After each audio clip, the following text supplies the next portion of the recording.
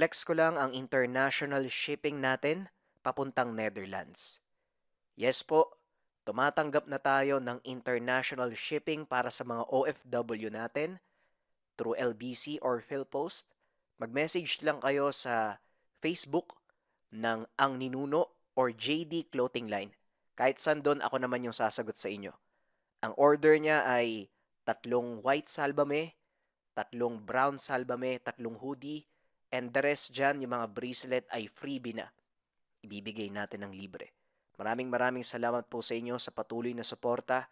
At para sa mga interesado, message na kayo sa Facebook page kasi kagaya ng sinabi ko, limited time offer lang to at paubos na rin yung stocks ko ng mga damit at bracelet.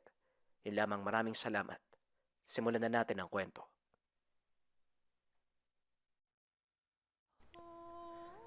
Ang kwentong ito ay hango sa totoong buhay. Mula ito sa isa nating kabayan na itago na lang natin sa pangalang Jero. Walang eksaktong taon. Probinsya ng Negros Oriental.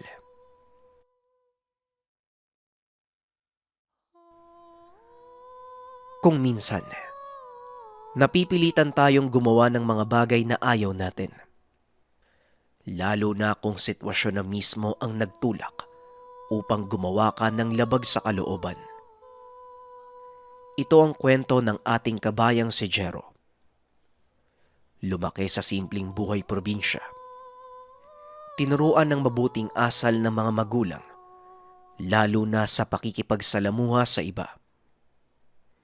Hindi rin madalas lumabas ng bahay ang binata dahil mas naaaliw ito sa pag-aalaga ng mga hayop na ibinibigay ng kanyang ama.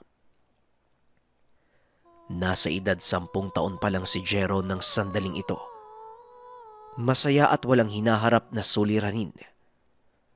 Ngunit sa edad ding ito ng bata, naranasan niya ang masasabing masakit na kaganapan sa kanyang buhay.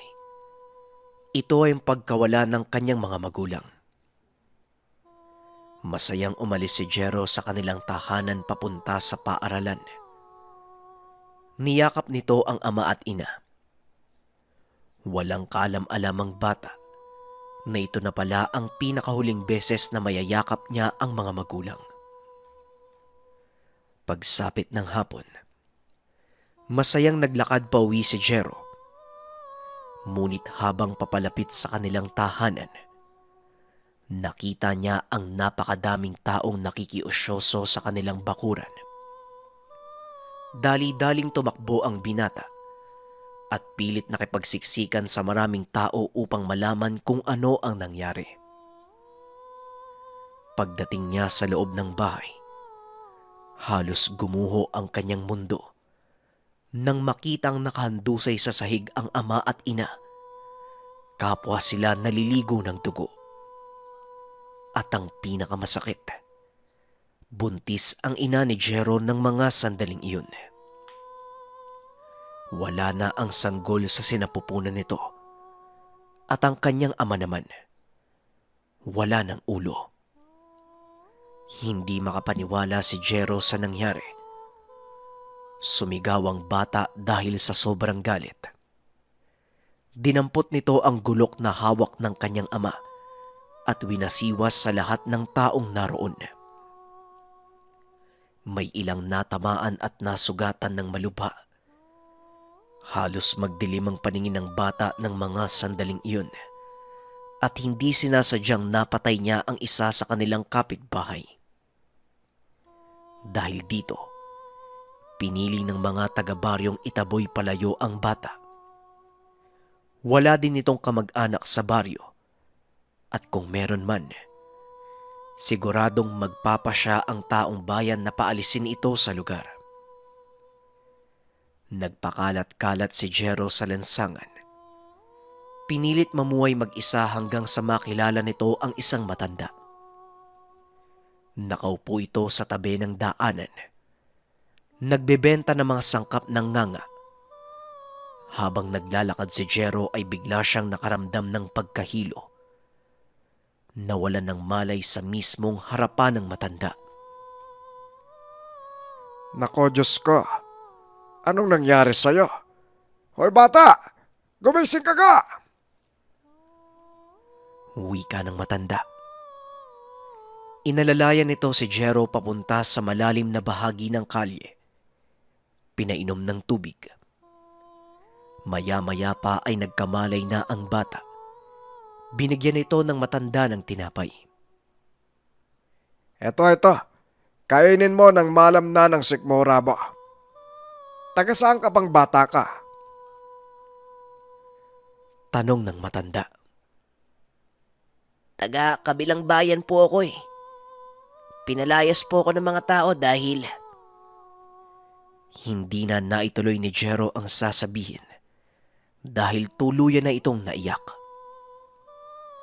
Kawawa ka namang bata ka, oo. Pero sige, pansamantala. Sa akin ka na muna ha. Pagpasensyahan mo na ang magiging buhay mo kasi hindi naman ako mayaman. Pero masisigurado ko sa'yo na may bahay kang matitirahan at makakain. Napangiti si Jero dahil sa sinabi ng matanda. Pagsapit ng hapon ay sinama siya sa tahanan. Medyo malayo sa bayan ang lugar. Pumasok pa sila sa loob ng kagubatan. Hindi nag-alinlangan si Jero na sumama sa matanda dahil alam niyang mabuting tao ang kasama. Alam mo, kanina pa tayo magkasama pero hindi mo pa rin sinasabi ang pangalan mo. Jero po ang pangalan ko, Manong. Salamat po Tugon ng bata. Agad ding nagpakilala ang matanda. Ako si Agustin. Pwede mo kong tawaging tatang kung gusto mo. Simula ng araw na yon, lagi nang magkasama ang dalawa. Ito din ang naging dahilan ng tuluyang pagbabago ng buhay ni Jero. Sa paglipas ng panahon, unti-unti na ding nalaman ng binata ang lihim ni Mang Agustin. Isang araw, habang pauwi mula sa pagtitinda sa bayan, nakasalubong ng dalawa ang isang dalaga. Umiiyak itong lumapit kay Mang Agustin at nagsalita. Mang Agustin, tulungan niya po ako. Ninakawan po kami kagabi. Sinimot po yung lahat ng ipon nila nanay at tatay eh. Hindi po namin alam ngayon kung saan kami kukuha ng panggamot ng kapatid ko. Pakiusap naman po Tulungan niyo po kami Wika ng dalaga at kilala ito ng matanda. Alam niya ang kwento ng pamilya nito. Kaya hindi nagdalawang isip si Mang Agustin na patuloyin ito sa kanyang pamamahay. Hindi na naawa ang mga kawatan. Matagal na panahon na kasi kong nananahimik Mukhang gusto na naman yata nilang makatikim ng hindi kanais-nais sa akin. Nakikinig lang si Jero ng mga sandaling iyon. At sa pag-uusap ng dalawa, napag-alaman ni Jero na hindi pangkaraniwang matanda ang kumupkup sa kanya. Pag-alis ng bisita, hindi nagdalawang isip si Jero na tanungin ng matanda. Tatang, ano po bang gagawin yung pagtulong dun sa dalaga? Saka may pulis naman po, di ba? Bakit hindi nyo na lang po sabihin sa kapulisan? Napailing ang matanda at tumugon. Alam mo, Jero, may mga bagay na hindi nasaklaw ng ating kapulisan. Lalo na ang mga taong pinoprotektahan ng may kapangyarihan sa lipunan. Kagaya na lang ng mga sinasabing kawatan ni Elsa. Matagal na silang nananalanta sa bayang ito. Walang sino man ang may lakas ng loob na pumigil sa kanila dahil natatakot na balikan. At kung itatanong mo sa akin kung paano sila parurusahan, manood ka dahil mamayang gabi isasagawa ko yon. Pero bago ang lahat, Samahan mo ko dun sa likod ng bahay. Kukuha tayo ng mga bagakay na tapol. Tugon ng matanda. Nagtungo ang dalawa sa likod ng bahay at nakita ni Jero ang malaking puno ng bagakay. Pumutol ng isa si Mang Agustin at hinila ito papunta sa kanilang bakuran. Pinapanood lang ng binata ang ginagawa nito. Pinutol ng matanda ang mahabang bagakay. Isa-isang dinasalan. 10 putol ang ginawa ng matanda. At sa bawat putol, may inuukit siyang mga kataga. Matapos ay iniwan niya itong nakasalansan sa mismong gitna ng bakuran. Halika, Jero! Pumasok muna tayo para makapag-apunan. Tamang-tama lang yan pagkatapos natin kumain. Siguradong mapipisa na ang mga itlog sa loob. Huwi ka ni Mang Agustin. Itlog? Paano po nagkaroon ng itlog sa loob, Manong? Tanong ni Jero ngunit hindi na sumagot ang matanda. Sa halip ay nagpatuloy ito ng lakad papunta sa loob ng bahay. Pagkatapos kumain ay dali-daling lumabas si Jero. Inantay niya si Mang Agustin. Ngunit medyo natagalan ng matanda. Akmang susunduin niya na sana ito nang bigla namang magsalita si Mang Agustin mula sa kanyang likod. Andito na ako. Ay sino pang pupuntahan mo dyan? Maupo ka dito. Manood ka para masagot ang mga katanungan mo.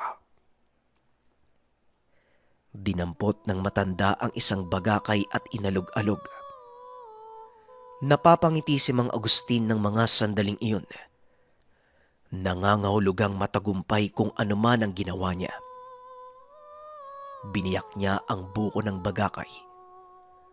Tumambad kay Jero ang isang malaking uwang. Isa itong uri ng salagubang na may nag-iisang sungay. Halos kasing laki ito ng kanyang kamao. Itim na itim ang kulay na halos humahalo sa dilim ng gabi. Ito ang sinasabi kong mapipisa mula sa mga itlog. Mga alaga ko sila at sila ang gagamitin ko upang parusahan ng mga masasamang loob na tinutukoy ni Elsa. Napalunok ng laway si Jero. Hindi nito akalaing isang mambabarang ang matandang kumupkop sa kanya. Nakaramdam ng bagyang takot ang binata. Ngunit nanatili ito sa tabi ng matanda. May kung ano sa kanyang kalooban na nagsasabing manood ng mabuti sa ginagawa ni Mang Agustin. Binulungan ng matanda ang uwang. Tinalian ng puting sinulid sa isa sa mga binti nito. Matapos niyang paliparin, itinabi ng matanda ang mga natirang buho ng bagakay at naupo sa isang sulok habang nagpapaningas ng apoy.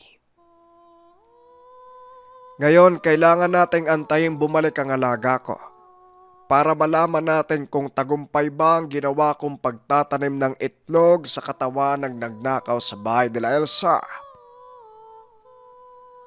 Tumatangulang si Jero. Patuloy sa pagsasalita ang matanda ng kung ano-ano. Medyo nakakatulog na ang binata. Nagising na lang ito nang tapikin siya ng matanda. O Jero, gumising ka na. Nandito na yung mga alaga ko. Nakabalik na. Pupungas-pungas pang tumayo ang binata. Lumapit siya sa matanda. Ipinakita ni Mang Agustin ang malaking uwang. Nanlaki ang mga mata ni Jero nang makitang naging kulay pula ang puting sinulid na itinali ng matanda. Tatang, dugo po ba yan? Ano pong nangyari dun sa tao? Tanong ni Jero. Ang taong pinasukan ng alaga ko, magkakasakit sa loob ng 3 araw. Makakaramdam siya ng unti-unting pagkawala ng ganang kumain, pati na din ang pananakit ng tiyan, pagsusuka, hanggang sa tuluyang humina ang kanyang katawan. Sa oras na mangyari yon, mapipisa ang itlog na nilagay ng alaga ko sa kanyang tiyan at tuluyan siyang mamamatay. Tugon ng matanda. Kinilabutan si Jero sa sinabi nito. Nakakatakot po pala kayong kalabanin, Tatang. Paano po gagamutin yun? May paraan po ba? Muling tanong ni Jero. Meron. Kung sa unang 3 araw maagapan ito, maaari pang matanggal ang mga itlog sa loob ng katawan ng biktima. Pero kapag lumampas na, wala na akong magagawa. Dahil kakalat na ang mga uod sa loob ng tiyan nito at kakainin ng kanyang lamang loob hanggang sa tuluyang maging ngawang ang mga itlog at lumabas sa kanyang katawan. Sa hindi malamang dahilan, biglang nagkaroon ng interes si Jero. Nakiusap ito sa matandang turuan siya ng pamamaraan ng barang. Nagbibiro ka ba, Jero? Hindi gawang biro ang sinasabi mo. Ang barang ay hindi basta aral na maaari mong pag-aralan kung gusto mo lang. Matinding responsibilidad ng pagkakamit ng kaalamang ito. Hindi basta-basta ginagamit kung saan-saan dahil buhay ng tawang nakasalalay at maaaring buhay mo din kung sakaling mahuli ka. Wika ng matanda. Dito na nagkaroon ng lakas ng loob si Jero. Pinaliwanag niya ang nangyari sa mga magulang at ang totoong dahilan kung bakit siya nagpapalaboy-laboy. Pinatay po ng masasamang tao yung magulang ko, Tatang. Wala po silang kalaban-laban eh. Kahit po yung kapatid ko na hindi pa pinapanganak ng nanay ko, hindi nila pinalagpas eh. Tahimik po kami namumuhay. Wala po kaming inaagrabyadong mga tao sa paligid.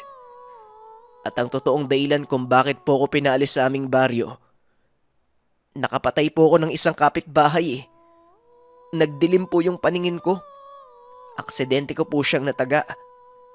Nagalit po sa akin yung mga tao, kaya ito po ako ngayon. Hindi niyo naman po siguro ko masisisi, di ba? Kung ganun po yung naramdaman ko. Pagpapaliwanag ng binata. Ngayon ang gusto mong mangyari, magigante sa mga taong pumatay sa mga magulang mo. Alam mo, Eho, kahit nagigante ako, masama eh. Wala tayong karamatang magpataw ng kaparusahan sa kapwa natin. Huwag mo sana akong tularan. Kung tuturuan man kita, huwag mo sanang gamitin sa masama. Tugon ni Mang Agustin. Hindi po yun yung iniisip ko, Tatang. Ayoko lang po yung may mga batang kagaya ko na maulila dahil sa kagagawan ng masasamang tao. At kung magkaroon man ako ng pagkakataong baguhin ang buhay ko, mas gugustuhin kong maging mambabarang kagaya nyo. Hindi po para magiganti. Ang nasa isipan ko po ay magbigay ng hustisya. Wika ni Jero. Nagawa nitong mapapayag ang matanda upang turuan siya. At sa loob ng ilang taon, nagsanay si Jero mula sa pag-aalaga ng mga uwang hanggang sa pagkontrol ng mga ito gamit ang mga dasal. Nagawang maperpekto ng binata ang lahat ng itinuro ni Mang Agustin. Ngunit may isang bagay pa siyang kailangang matutunan. Isang bagay na lang ang kailangan kong ituro sa iyo, Jero. Ito ay ang paraan kung paano palalakasin ang iyong mga alaga. Pero babalaan kita. Buhay ang magiging kapalit nito. sa oras na hindi mo kayanin. Eto, nakikita mo ba ang mga pilat sa katawan ko? Wika ni Mang Agustin sabay taas ng kanyang damit. Ano po yan, Tatang? Saan niyo po nakuha yung mga pilat na yan? Tanong ni Jero. Kitang-kita ang napakaraming pilat sa likod ng matanda. Maging sa dibdib nito ay umabot na din. Ang mga pilat na yan ay mula sa mga alaga kong insekto. Inalagaan ko sa aking katawan, Jero. Hinayaan ko silang kainin ang aking kalamnan hanggang sa dumating sila sa tamang gulang.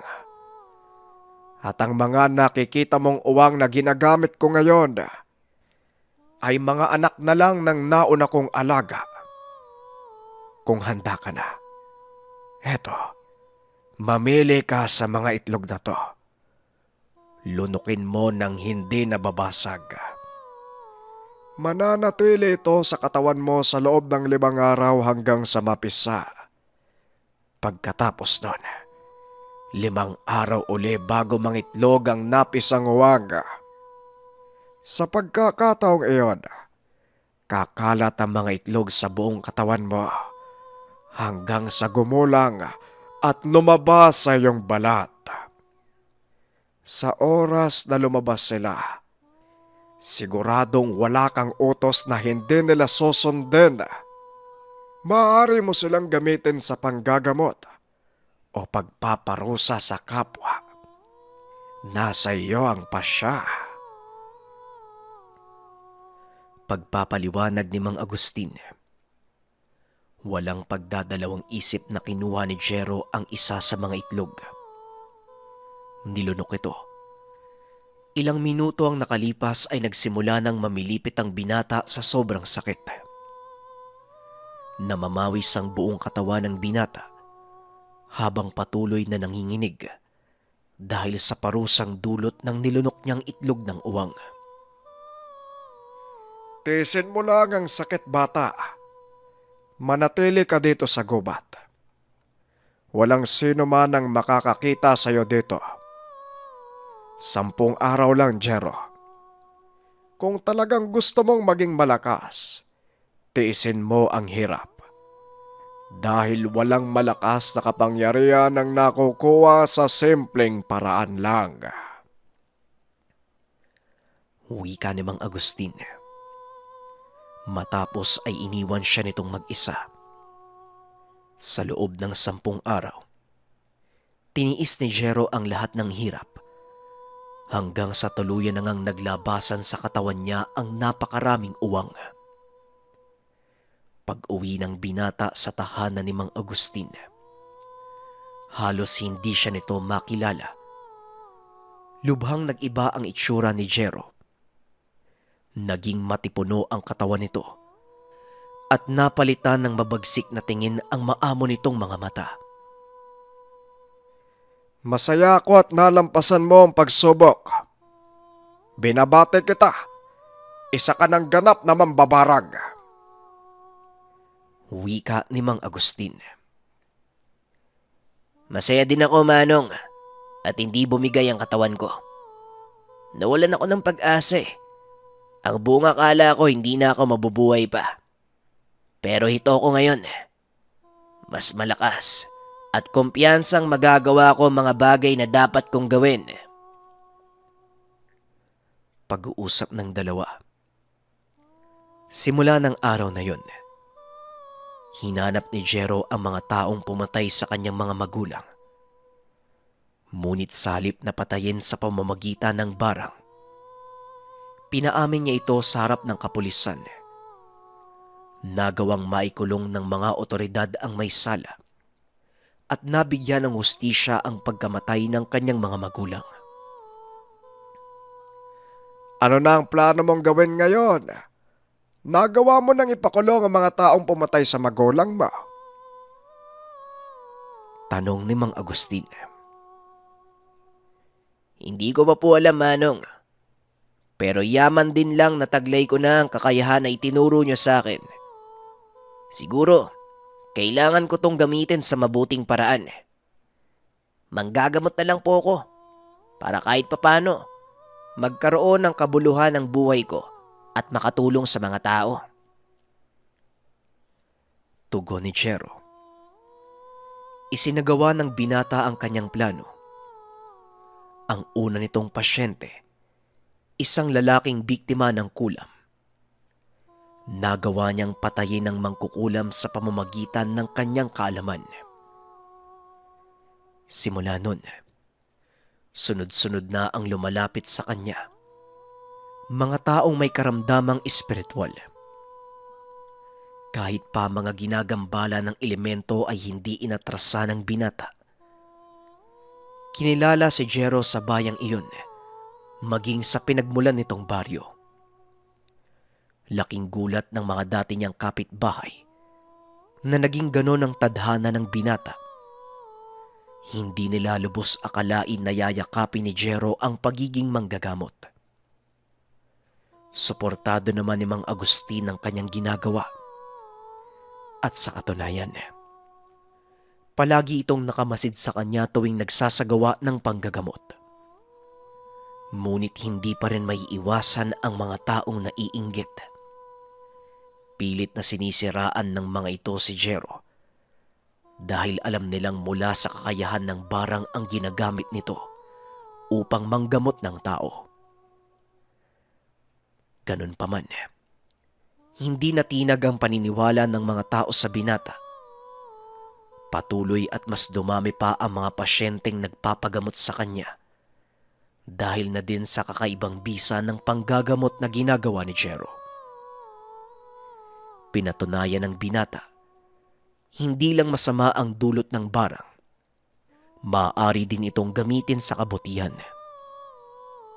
Dahil dito, nakuha ng binata ang respeto ng ilang mahuhusay na manggagamot.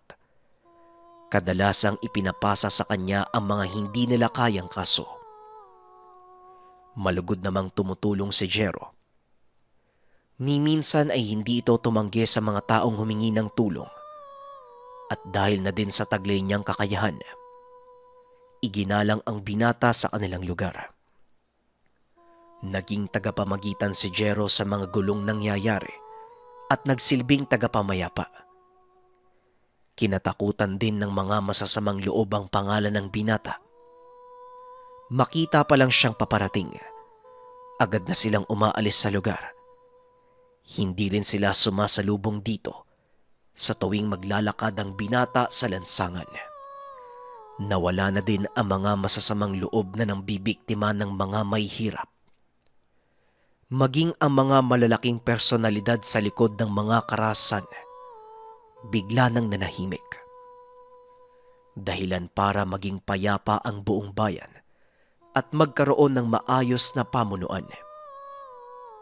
Laking pasasalamat ng binata na nagkaroon siya ng ganitong kakayahan upang tumulong sa mga nangangailangan. At lahat ng ito ay nagsimula nang minsan niyang lunukin ang itlog ng uwang. Maraming salamat sa pakikinig ng ating kwento. Kaunting opinyon, narito pa rin yung usapin ng kapag sa kaliwa yung gamit, hindi ibig sabihin masama ka na.